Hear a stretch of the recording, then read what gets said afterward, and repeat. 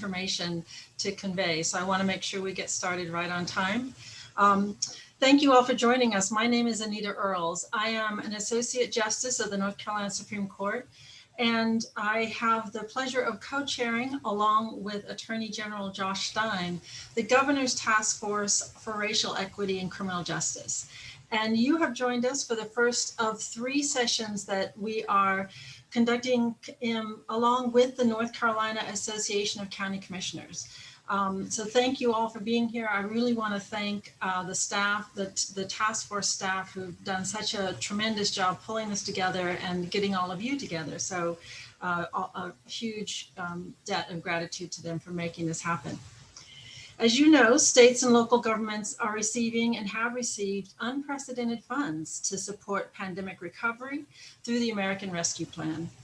2 of the primary purposes of this fund are to strengthen public health responses to conditions worsened by the pandemic and to serve communities disproportionately impacted by COVID-19. In both instances, several of the many recommendations by the task force directly address both the criminal justice system reform and COVID-19 related mitigation and behavioral health needs. So we also know that the problems of substance use disorder and mental illness in our communities were greatly exacerbated by the pandemic. The American Rescue Plan recognizes these negative impacts and facilitates local governments investing ARP funds to respond to these behavioral health challenges. One critical way to do this is through implementing alternative emergency response models. So this session will focus on how communities can respond more appropriately to calls for emergency service, and specifically situations concerning mental illness, autism, intellectual disabilities, substance abuse, homelessness, and other non-emergency situations, which was one of the recommendations made by the task force. We are going to proceed in 2 stages. We're first going to hear from a national expert on the use of the American Rescue Plan funds, and then I will come back and introduce representatives from several innovating North Carolina communities regarding how their programs work. So I hope that you will put questions in the chat as they come to you, but also rest assured we are saving about 20 minutes at the end for questions and answers. We really want this to be interactive, and we want to give you the information that you need. So without further ado, let me introduce our first speaker. We will hear from Adam Levine from the Pew Charitable Trust. He is a principal associate with the State Fiscal Health Project and a national expert on the use of local American Rescue Plan funds. So Adam, I'm going to turn it over to you. Thank you, Justice Earls. I'm just going to share my screen here.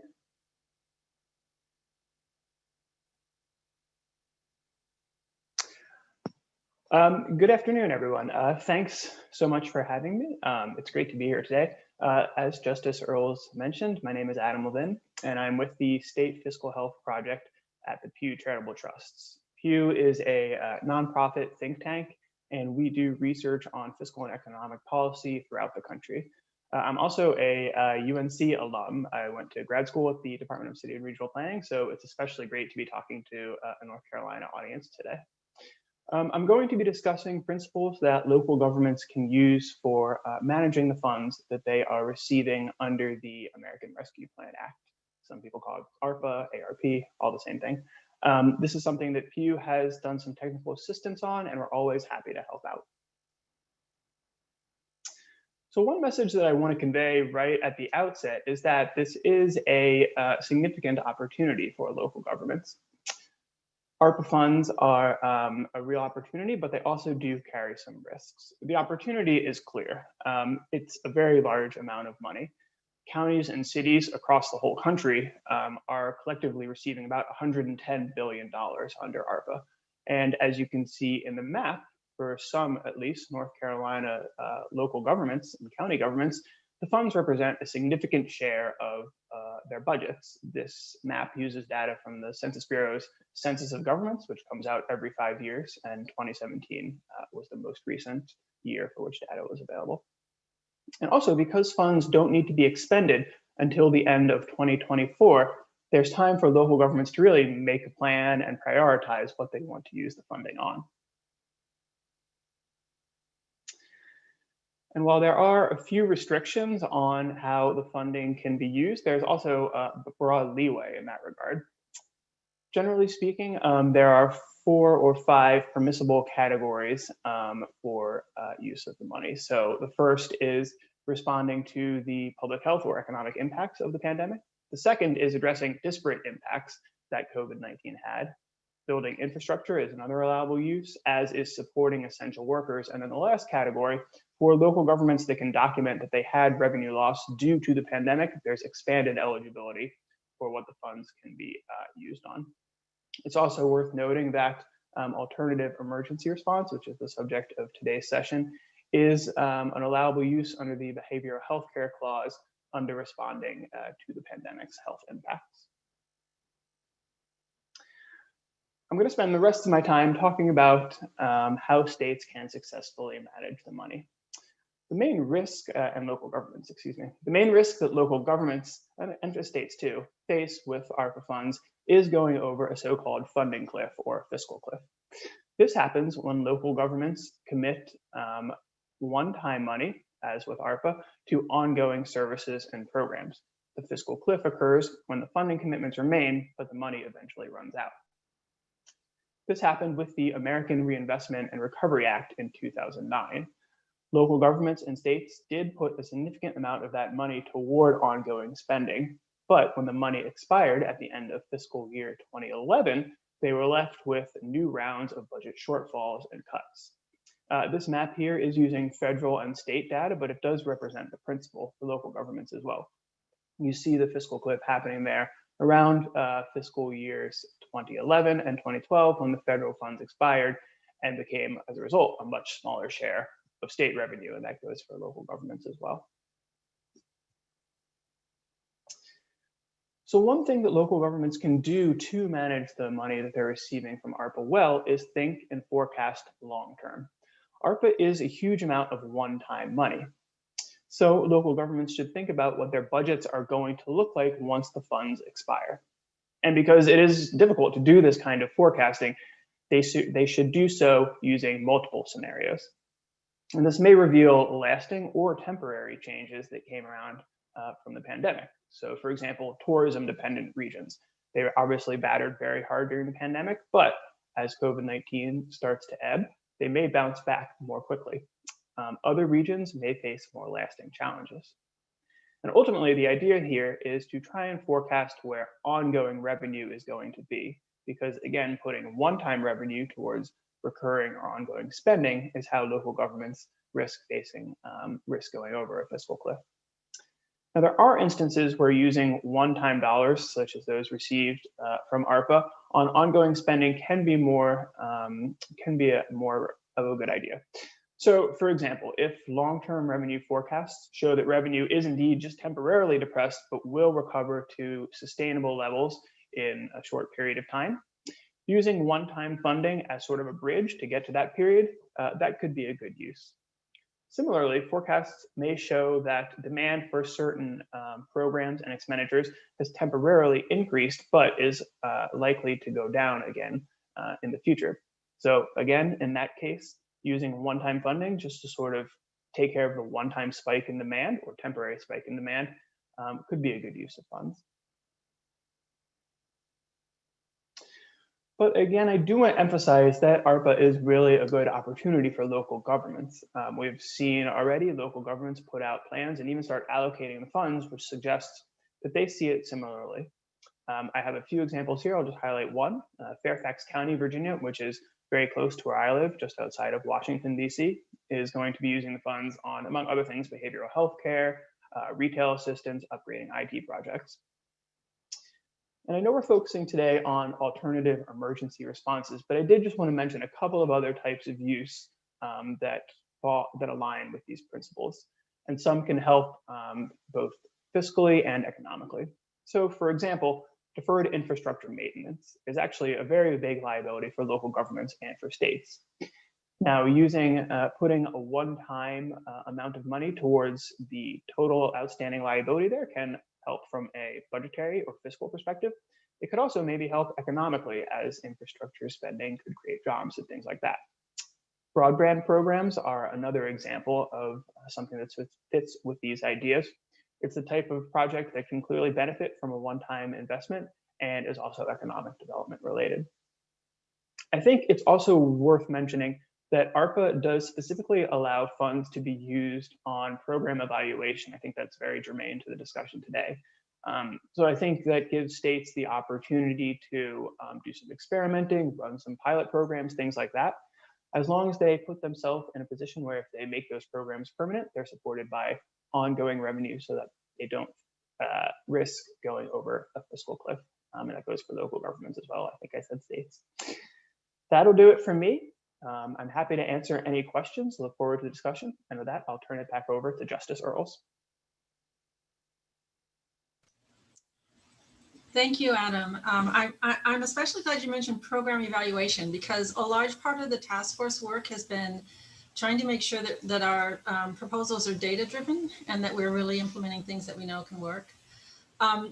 So thank you for sticking around with us, and I'm sure there will be questions for you after we hear from some of our North Carolina folks. So we're going to start and first hear from Assistant Police Chief Jabe Hunter and Social Worker Megan Johnson from the Chapel Hill Police Department. Assistant Chief Hunter and Ms. Johnson have been integral to Chapel Hill's long-standing co-responder program. We got to have a presentation about this for the full task force, and I'm just so thrilled that they're here today to share with all of you what they've been doing.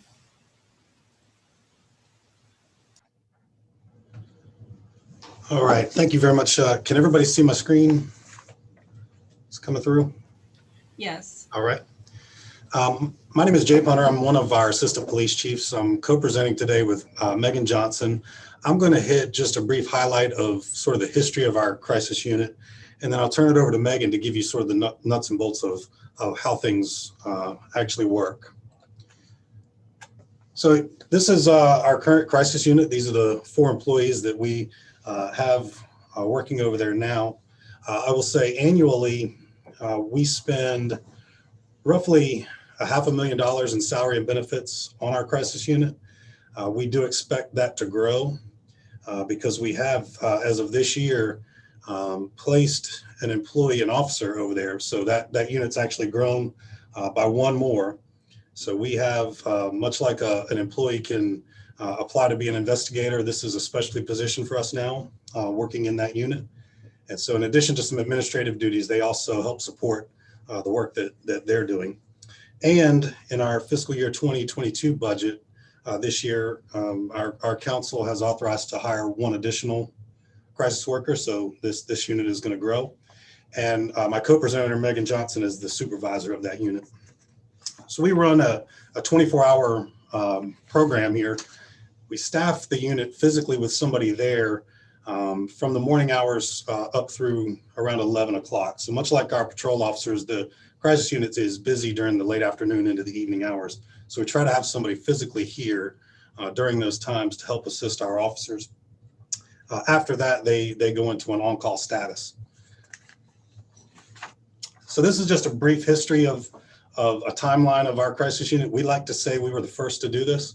I don't know that that's true, but we claim it. So I'm going to say that it's true. But back in 1972, it was originally started with just the help of 2 interns. Here at the University of North Carolina, we have a School of Social Work that's we're very proud of. And so they helped get this off the ground in 1972, where the first person was hired in 73. And through that timeline, you can see we've added over the years. And if we were to extend that out, like I just mentioned, there's some additional folks that are being added this year to that unit. So we're actually very, very proud of that. And the original person this was their vision was it's largely credited to our mayor, Howard Lee. So you see here him presenting at a conference this summer with Megan and some of her team, and some news articles from back in the day on how that vision came to be. And I will say the crisis unit has changed over time. I started here 20 some years ago, and our crisis unit then was largely case driven. So they were more into long-term dealing with folks. Through Megan's leadership, she has helped us move that in more towards a co-response model where they're actually out in the field more with officers and responding in the moment and really helping bridge that gap in service there from the time of crisis through long-term care. So with that, I'll go ahead and turn it over to Megan and let her talk about how it really works. Thank you, Chief. So I'm going to talk to you just a bit about what it means exactly when we say co-responder model. Next slide, please.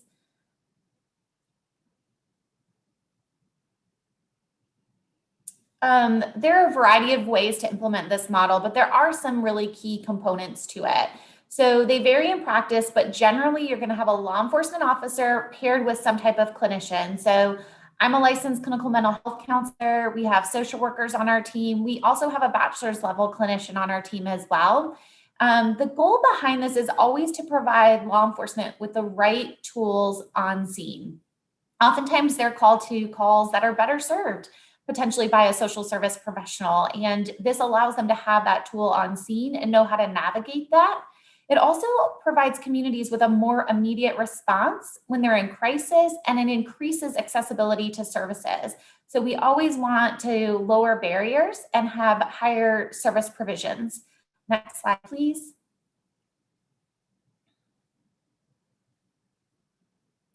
So different ways to implement this model. There are a lot, like I said, there's a lot of different ways to do this. Some communities take a social worker or a clinician and put them in a car with an officer, and they operate like partners.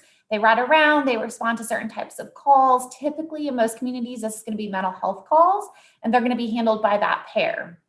The way we do it in Chapel Hill is my team's actually based out of the police department, and they can self-initiate calls. So sometimes we go out without officers. Sometimes we ride to a scene with an officer if we know that it will be beneficial. Other times we get called secondary to the scene and we provide a second response.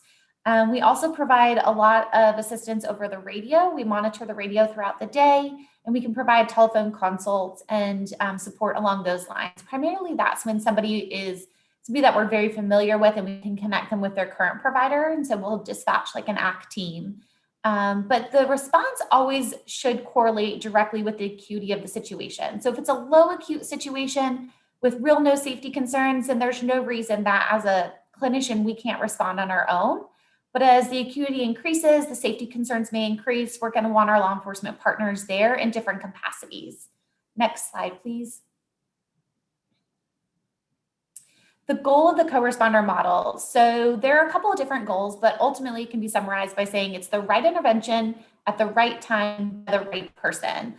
We want to, like I said, provide law enforcement with the tools on scene. In our world as clinicians, we talk about not practicing outside our scope of practice. So if I'm not trained in EMDR therapy, I shouldn't be practicing that. And it's the same with law enforcement. You know, they have CIT training, they have other training, but when it gets down to risk assessments, connection to services, that's really better served, in our opinion, by social workers and counselors.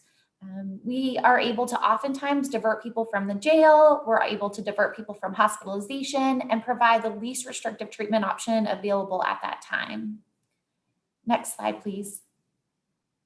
So when responding to a scene with law enforcement, there's usually two roles played. Law enforcement provides that physical safety. They're going to ensure everybody on scene is safe, including the person we may be responding to, people in the area, the co-responder. And then the crisis counselor on scene is going to provide that emotional safety. So they're there to address the person's safety, emotional well-being, and assure everybody involved is feeling safe and secure and is receiving services. Next slide, please. So like I mentioned, a lot of communities are using co-responder models to provide response to mental health calls. In Chapel Hill, we've always provided response 24/7 to all different types of traumatic situations, which I think is really important. We respond out for intimate partner and sexual violence. We've responded out for victims of crimes. We've had people who have been carjacked. We've had people who've been victims of robberies, and we've provided support to them. Psychiatric emergencies, of course. We get involved with any sort of runaway juveniles or missing persons cases. We do a lot of street outreach in collaboration with SORAD, which is our local street outreach program, and work with folks that are unsheltered in the community, who may have mental health issues, substance use issues, but also just service connection for medical needs, dental needs, and housing resources. We all sit on the crisis negotiation team, and I'm the coordinator for that team. And so we do run trainings to do different training for negotiation should those ever come up. Child and elder abuse, and then we provide all the death notifications for the department. Before I got into this position, I never really realized how that process worked, but oftentimes an officer is going to provide that notification and there's no ongoing or immediate support to the person after they receive that news. And so we actually provide that on-scene support as well as any aftercare with help finding a funeral home or cremation service and providing grief resources. Next slide, please. So how are services initiated? People always ask us, how do you get involved with these cases? The majority, I'm sure folks can guess, come from law enforcement. So officers either refer us cases that need follow-up. They may ask us to come to a scene. We may hear it on the radio. That's the majority. That's what makes it the co-response. In the morning, there's a division directors meeting that I attend, and we review all of the reports from the last 24 hours. And I'll assign cases out that we maybe weren't a part of, but could use some follow-up from us. We've been in the community, like Assistant Chief Hunter said, since the 70s. So a lot of people know us, and we've worked with folks multiple times on different issues. And so we often get walk-ins or phone calls. And then we have really, really strong relationships with our agencies in the area. These are our community partners, and they're essential because we provide that immediate crisis intervention. We don't provide any long-term support, case management, or therapeutic services. And we really have to have strong partnerships with community partners for them to be able to provide those supportive services so that we can make a warm handoff. So one of the biggest keys to getting this implemented is to get with your community partners and discuss how that continuity of care is going to go so that you have very strong processes in place. Next slide, please. And these are the community partners that we have really strong relationships with. And I'm sure every community has some level of equivalent to this that would be really, really helpful for you to partner with. So Community Empowerment Fund and Interfaith Council work primarily with our unsheltered population. The Compass Center provides services to folks that are impacted by interpersonal violence. The Orange County Rape Crisis Center, Freedom House Mobile Crisis, Cardinal Innovations, which are our mental health providers. We are a university town in Chapel Hill, so we partner a lot with the university and their psychological services, as well as some of our criminal justice diversion providers, like the Orange County Sheriff's Office and the DA and the Criminal Justice Resource Department. And next slide, please. Thank you so much for this opportunity. We've provided our information. Like I said, you can reach out to myself or Assistant Chief Hunter if you have any questions, and we really appreciate this opportunity. Thank you.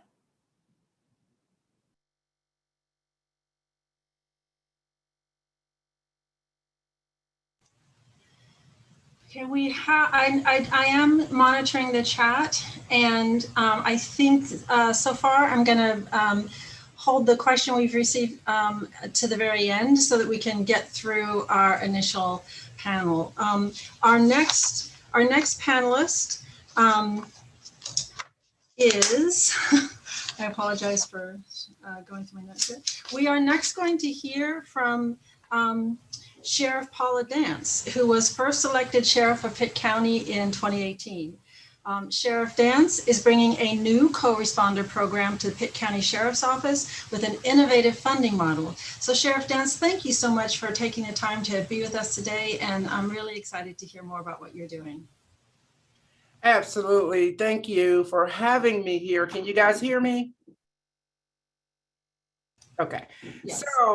So we're really excited to be entering into a new phase of trying to address those issues that plague so many of us in the law enforcement community. I often say that, law enforcement, these issues, when mental health left the area, kind of got dumped in our laps, and we certainly are not equipped to be able to handle those types of situations that could better be served by folks who are counselors or folks in that particular arena of study could do. So we knew that we were missing out on trying to make those connections within our community to address that population of calls for service, which were many. A lot of our calls we began to find dealt with people in mental health crisis.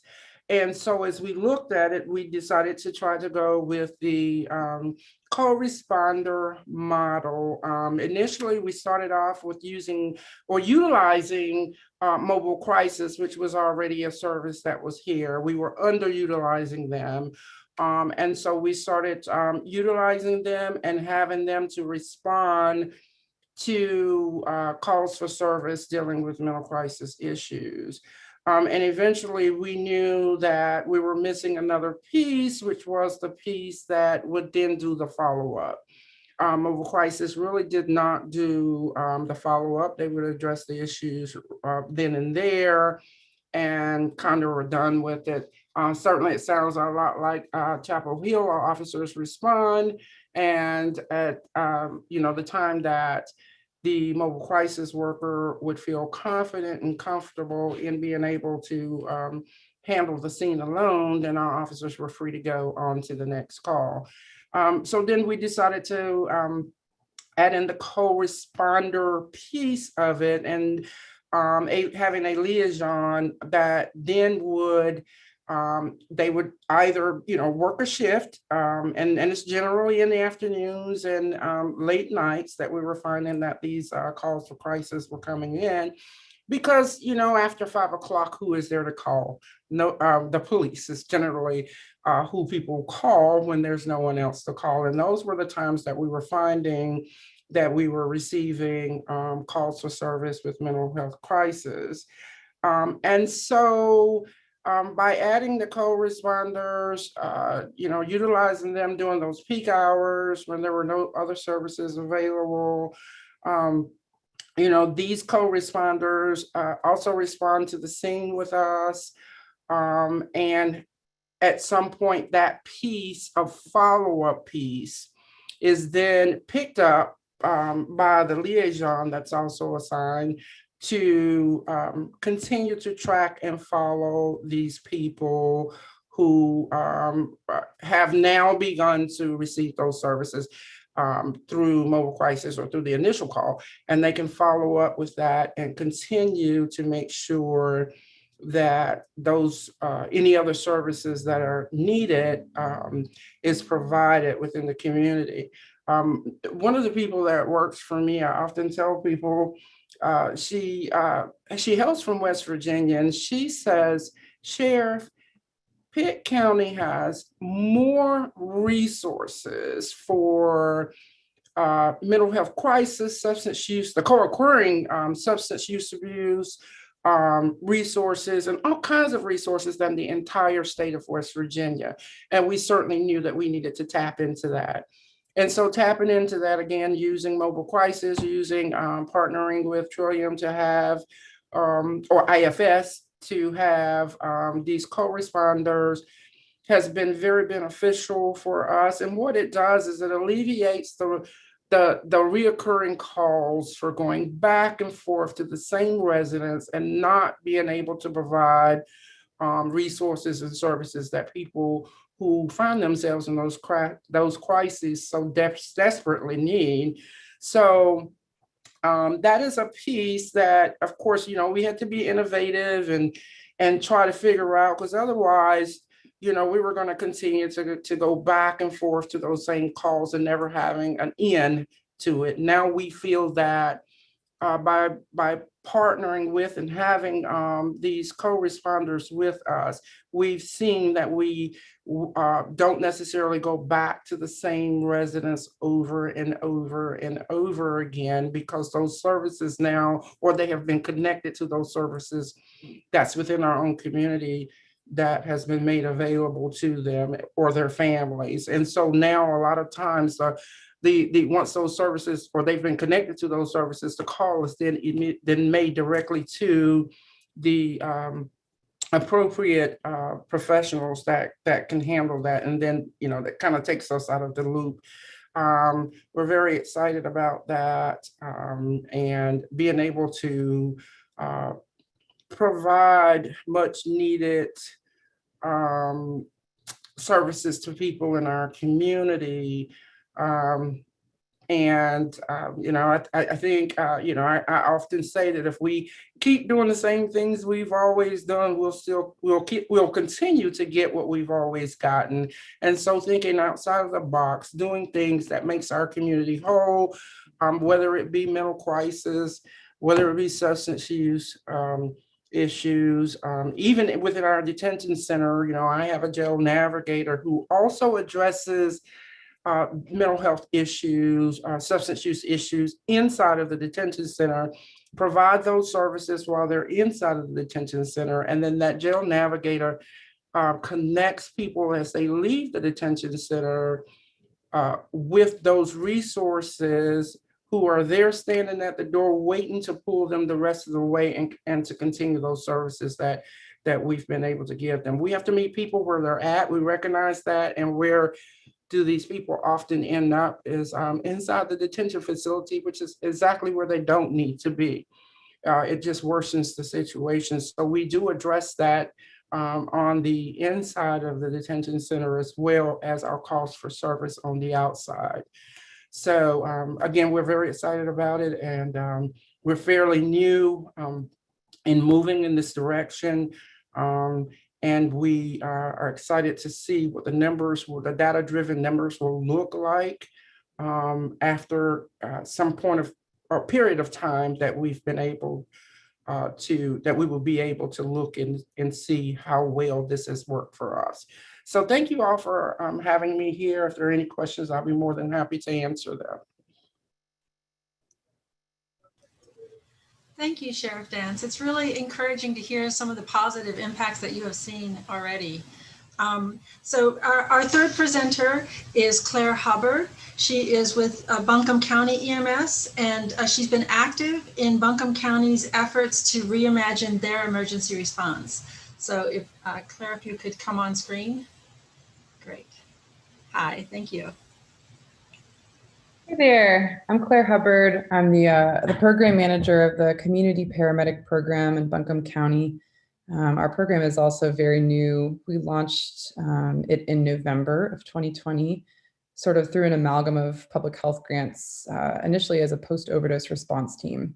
And that's what we're functioning as right now. And we have 6 employees, myself included. So we've got a program manager and then 3 community paramedics that work 24/48, allowing us for 24/7 coverage. And then we have a peer coordinator who deals with our wraparound services, and a clinician who's an addiction specialist.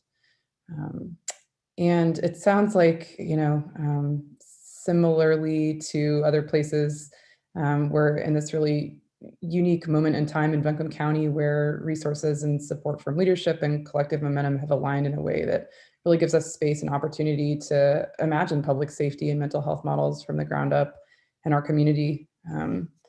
So like I said, our current model is a post-overdose response team model. And the way that ours works, it is a pilot program. So we're sort of in a continued phase of our pilot now. But basically, our team's called to respond to overdoses in real time via our 911 dispatch system. So it is sort of a co-responder model by default because we don't have the bandwidth or personnel currently to really replace any of these responses. But we have begun taking over patient care pretty quickly on scene and getting all the other units off scene faster, back in service. And it's really allowed us during this pilot phase to work in tandem with the other response entities to figure out what works best for us. So in the future, we are aiming to have the capacity to respond instead of the ambulances and to keep a warm line with the fire department and police departments and not have 2 separate EMS units responding. So our pilots gained a lot of community support. So right now we're sort of on the brink of expanding into other areas to meet the requests of the community, whether it's from our businesses or emergency department or homeless shelters. And this is because we, like the last group, also began self-dispatching I mean, we've had around 1,800 calls since November 7th of last year that came in as sort of obviously illicit substance overdose related calls. And then a lot of the other calls end up being sort of behavioral health calls, calls related to homeless folks or, poverty related crimes, stuff like that. So based on the conversations we've had, we're deciding to try to expand our program. And I can give more information for anyone about the breakdown of our data collection for the post-overdose response team. We capture stuff like how many releases of information we get, warm handoffs, how many active participants we have at 3 and 6 month marks. And then we've also been tracking information like whether people are newly or chronically homeless or polysubstance users, after hours, weekends calls, other information that might help us cater the program to our participants and staff appropriately. So in addition to working with our internal county departments like law enforcement and health and human services, our community paramedic program works directly with external partners around the community. We sit on 3 different grassroots committees and work with the Family Justice Center. And these relationships have really served to guide our efforts as we expand or try to expand so that we're building our program based on true needs of and the input from our community. And we're remaining accountable to the populations that we're serving, and especially not just the vulnerable populations who are visible, but we're making sure we're giving platform to folks that are less visible in our particular community who are needing support. So, like I said, we believe this involves not only working directly with these organizations, but compensating members of the community for stuff like training or outreach efforts. So whether they work in or live in marginalized communities, we have a lot of lived experience on our team, folks with drug use who are suffering from economic loss during COVID, who have persistent or chronic mental health issues. And these peer groups we work with have just really valuable experience, and we plan to continue to collaborate with them at every intersection we can over the expansion of our program. And we really view this expansion into crisis response and behavioral health and outreach as the first step in sort of repairing relationships between our community and public safety. And obviously we hope and believe this will increase employee satisfaction, retainment and bandwidth, and reduce burnout just across all agencies and encourage sort of a collective healing. So this in essence is our reimagination of public safety, since obviously one organization cannot solve entrenched disparities and complex community struggles by themselves. So we aim to place some peers, mental health RNs, community paramedics out in the community in ways that would really encourage new kinds of coordination and collaboration with law enforcement and fire department. So hopefully these fresh dynamics between our providers, the first responders, and the community will really allow for teams to build trust and problem solve like they have in our initial pilot.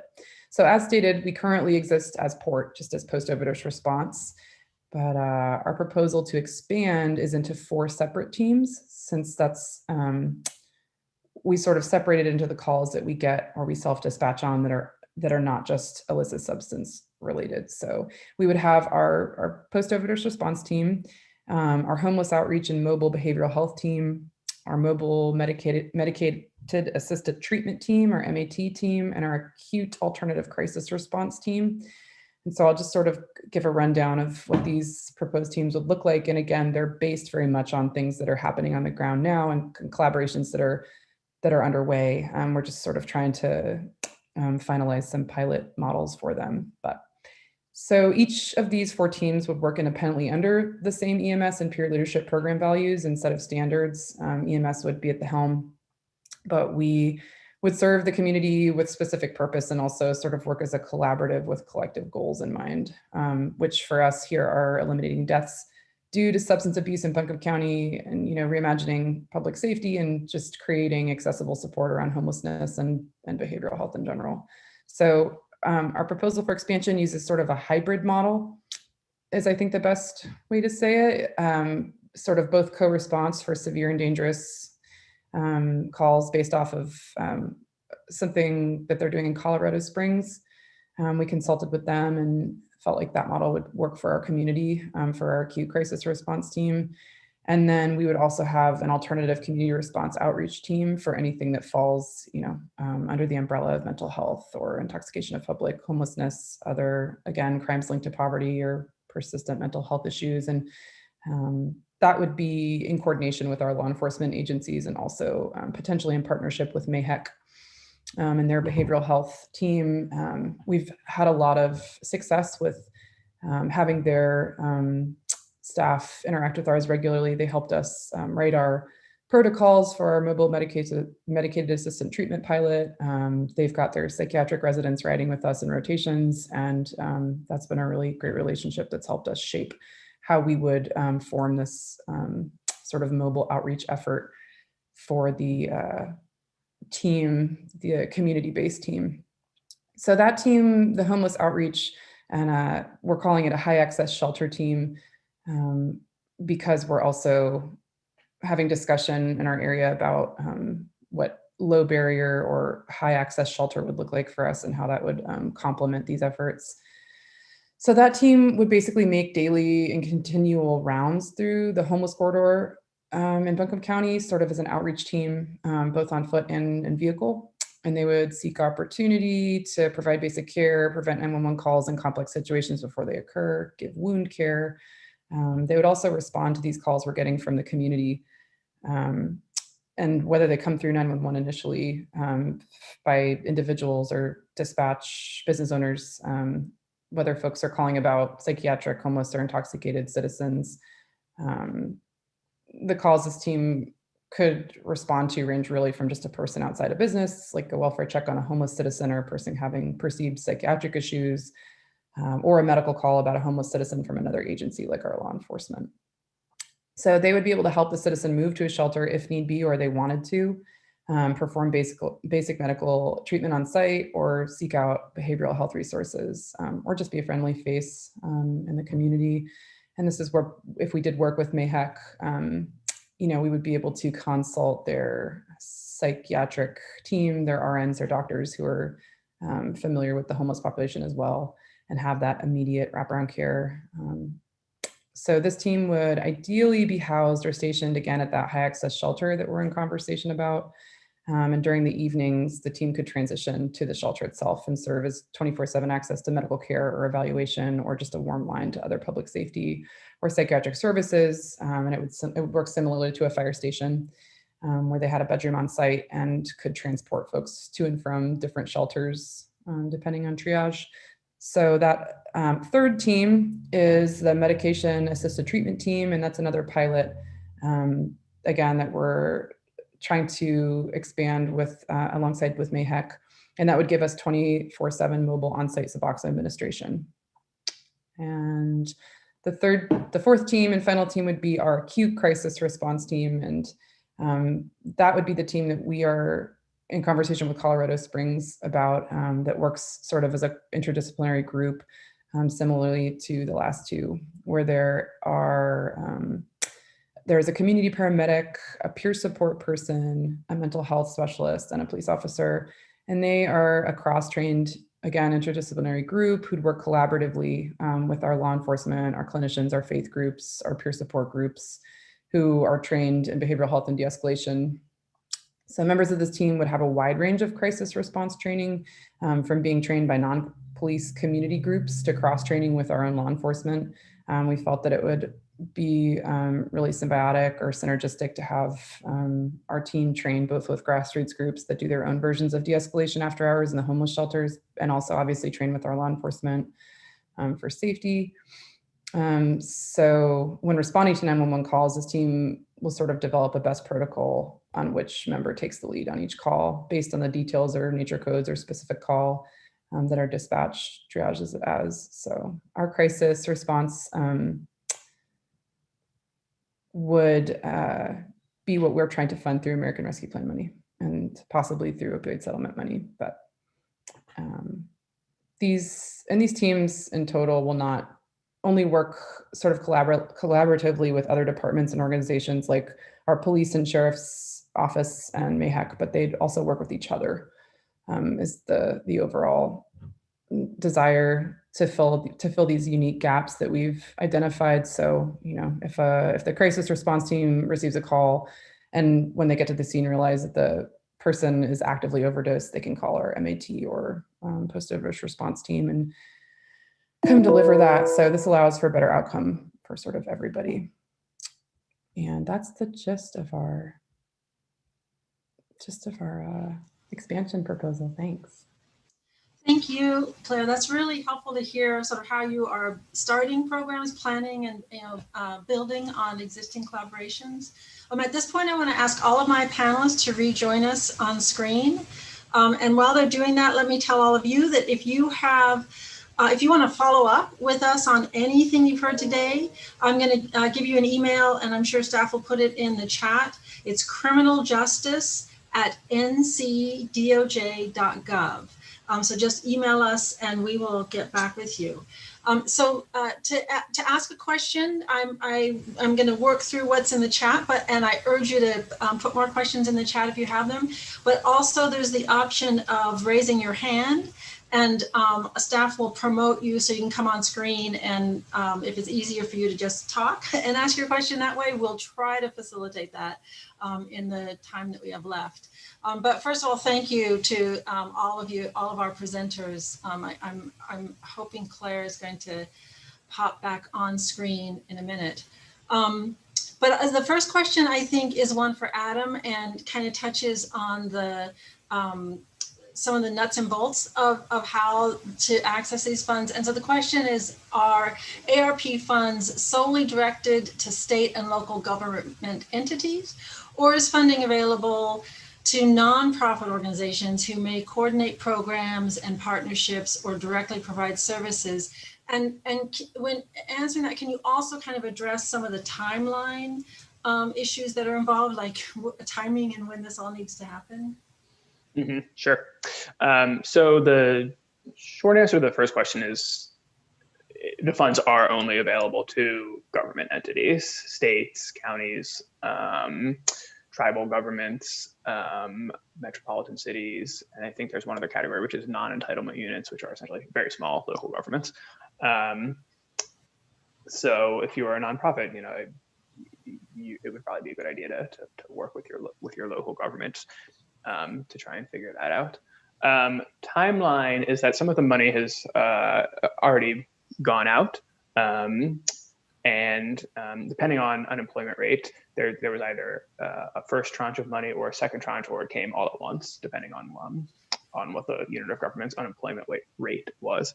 But like I did say in the presentation, there is even if the money has already started going out, there is time to figure out what governments want to do with the money. The money actually, I think, doesn't really need to be fully spent down even until 2026. I said 2024 in my presentation, but that's sort of the timeline that governments have to do the planning. Doesn't actually need to be spent down until 2026. So there is an extended timeline in that regard. Great, thank you. The next question I think is for our folks from Chapel Hill, and that is, can you share the population served through the crisis co-response, either daily or annually, some data on that? So one of the things that we just got for our program through CARES funding at the end of last year was a new database that is allowing us to track data. So we've actually never really tracked data prior to this. So I don't have any annual data on how many individuals are served. What I can share is that on a daily basis, each clinician, so there's 4 on the team, are assigned anywhere between 4 and 5 cases for follow-up. So on an average day, they're going to follow up on anything between 16 and 20 police reports that were taken. And then in addition to that, they'll be providing field responses. And I would say on average, each one of them is going to respond in the field at least once a day. And so that kind of gives you a little bit of a summary there. There could be multiple people served per case report. So for domestic violence, for instance, we might follow up with the victim, but if the perpetrator has mental health issues, we might connect them to services as well. Great, thank you. Then a question, I think, for anyone who might have an answer, and that is, do we have any data on the benefits to recidivism? from using these programs?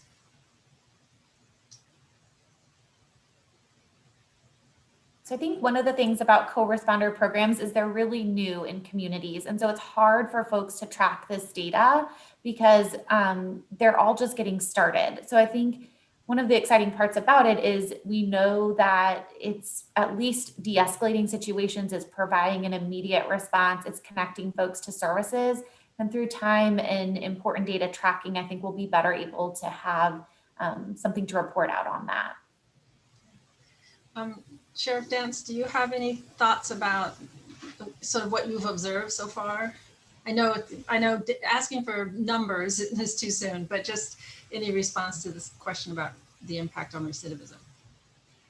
Yeah, I don't have numbers. Absolutely not. We're so new and young into doing this, and but I can say that we have noticed that through historical information on our calls for services to certain homes, that we are not doing repeat visits to that home for calls for service after there has been that connection to provide services through our co-responders or through mobile crisis, or just making those connections. So yeah, it's kind of hard to tell in numbers, in data-driven numbers, but we have noticed a decrease in this going to the same location for the same mental crisis over and over and over again. Unfortunately, new ones pop up, and then of course we have to then move forward and handle those. But anyway, but there has been somewhat of a decrease. Also, a general question for anyone is, do any of the teams include expertise on people with intellectual disabilities and or autism? I see some heads nodding. Do you want to unmute and tell us a little about that? So I think it's really important when you're hiring your co-responders that you think about the different types of cases that you're going to respond to. So our bachelor's level clinician, she comes from a background where she worked with children that had both mental health and intellectual disabilities, and she ran a group home for them. We also have somebody on our team who's worked with sex offenders. We have somebody on our team that's got a history of working with college students. So I think it's really important that you diversify folks that you hire. And while they don't carry a specific caseload, they're really able to collaborate with each other and train each other. And then, of course, we always provide them with continuing education, which is part of keeping our licensure active. Great. And I don't know if Claire's on, but if you are, please come back on camera so we can get your responses. One of the questions is whether the extent to which grant funding, and so Claire, I think this one might be especially relevant to you. How much has grant funding been a part of your respective programs' growth and operation? It's been huge. Like I said, we started with a combination of a few different grants, public health and public safety combined. And we recently got our current team, our post-service response team and myself have been absorbed by our county and supported. But we're still obviously seeking the grant funding to expand and be able to staff the different teams that we're hoping to build out. And what about in Chapel Hill or Pitt County? So we started in 1972 as a pilot with 2 social work interns, and the town found the value in it that they immediately went ahead and just hired somebody. So we've always been direct employees of the town of Chapel Hill. So we have no grant funding, but I think a lot of programs do, and I think it's important. There's a lot of creative ways to seek out grant funding. I even know that Johnson County, Kansas has a co-responder that's funded through their ABC board as part of their substance abuse intervention. So there's a lot of really creative ways. Some agencies will partner with their local mental health provider and share the cost through an MOU agreement by putting mental health providers from their local agencies inside of the police department, which is another creative way if you're short on funding. So I think even just having one person and trying to start there allows you to be mindful of your costs, but show value. For Pitt County, our program right now is solely run through grant funding that is received by IFS. So, you know, the whole program right now is completely dependent upon those correspondent positions, and the mobile crisis is completely dependent upon the grants that are received through IFS. We have an attendee who's raised their hand, Madeline Jekyll. If we could see you. Yes, sorry, you pronounced it beautifully. I'm so excited about this additional funding, and I also am well experienced with CIT, and I've had the great fortune of participating in a number of trainings over the years with our first responders. I just wanted to clarify, so what we're speaking on, and I just sent this question to the chat, it sounds like these co-response models are not working directly through 911 dispatch systems and services. Am I correct in that? So they're being diverted phone calls, and they're operating always in conjunction and in tandem with police partners. Is that correct? So at least, go ahead. Well, I was just going to say ours can be a combination of both. We're dispatched through the county 911 system. So just like a police officer listens to the radio, our crisis unit does that as well. So they could respond to 911 calls just as an officer would. And then, of course, as Megan described, they also have their follow-ups from police reports that were taken. So it could be a combination of both there for us. I just know how much of and I hate to use the word burden, but burden it is on law enforcement to remain the main, frontline defense for these community-based crisis situations. And I have also kind of dug into, just the, surveys and national studies saying that it's 20% of law enforcement staff time, 10% of your budgets.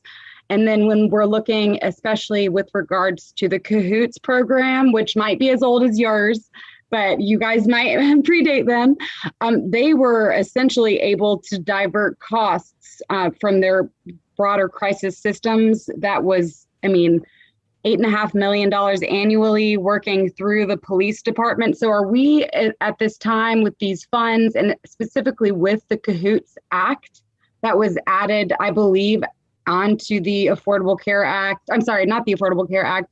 I believe the CAHOOTS Act was an addendum to this current funding related to the COVID. So I'm just wondering if there are opportunities to be developing at local police departments and starting from scratch, so to speak, and what ways are we going to be able to develop in a manner that's going to avoid a fiscal cliff due to the benefits and savings possible derived from, not overutilizing the cost heavy medical crisis hospitalizations and, the time and labor of the law enforcement. I'm looking at you, I think, Adam, the most, because I think you might be more familiar with funds distribution and how we're able to spend things. And I can clarify if Yeah, if you wouldn't mind, I'm also happy to connect offline. But yeah, that would be great. I just am mostly wondering, at this time, you said we have between 2024, it sounds like 2026 to start spending down, or is it to be done by 2026 or all spent? Yeah, it's to be finished by 2026. And I'm just wondering, will it require any legislation to go through the state House or Senate if we're dealing with a situation of like a police or a sheriff related co-response partnership? And maybe I'm offline. I'm just thinking a lot about how the sheriff's department has for some time now been, overly relied upon for the involuntary commitments between hospitals, and how this type of funding would also be beneficial to relieving them of having to, as I said, your favorite taxi, so to speak. Yeah, I see. Do you have any idea on if that's possible with these funds? I don't know. I think you would have to clarify with with folks in your state, but I'm happy to look into it more. Okay, and I'm happy to connect offline, but and now this will be the first in a series of 3 kind of listening sessions with regards to this. And I think I'm just looking kind of fishing that they're open to a grant proposal, or what is the lane to send in a proposal for an alternative model and community-based response team? Or have you already, I'm just wondering what our timelines are, what the processes will look like around that. Is it going to be a request for proposal over a series of? I don't know if anybody else knows the answer. I don't particularly, but again, I'm happy to sort of look into it a little bit more. So Madeline, you have raised a question that kind of summarizes the last 2 questions in the chat that I didn't get to, and we're running out of time. Great. So let me just say this much. Thank you. My understanding is that these funds have come to local governments, county, city, and that they're the ones who are formulating the plans for how they're going to use it, in consistent with the goals of the programs. So to whom do you apply to receive these funds? I think your city or your county has the funds, and that's great clarification. That tells me a lot. Yeah. You would go to them and say, hey, I've got this great idea. It fits right in with what the RP money is supposed to be for. Let's collaborate and make this happen. And I think there was a question about the Governor's Crime Commission and whether or not we're seeing proposals to offer ancillary legal services. And I think that we will have to try to answer that independently and follow up with you directly. And so with that, thank you so much. I'm sorry. I just was excited. It's my birthday today, guys. I was like, and I'm hopping on this webinar because I was so excited. Oh, thank you all. Thank you for your participation. Thank everyone, all of our attendees for being here. And I especially want to thank our panel. This was really exciting to hear what you've been doing for many years, what you've just started, what you are planning to do going forward. And thank you, Adam, for getting us started. And what I want to say is that this is so valuable. This is so important to the task force that it was one of our first recommendations. That is reimagining public safety. And so I'm just grateful to all of you for being engaged in this process. And I'm excited to see what comes from it. Thank you.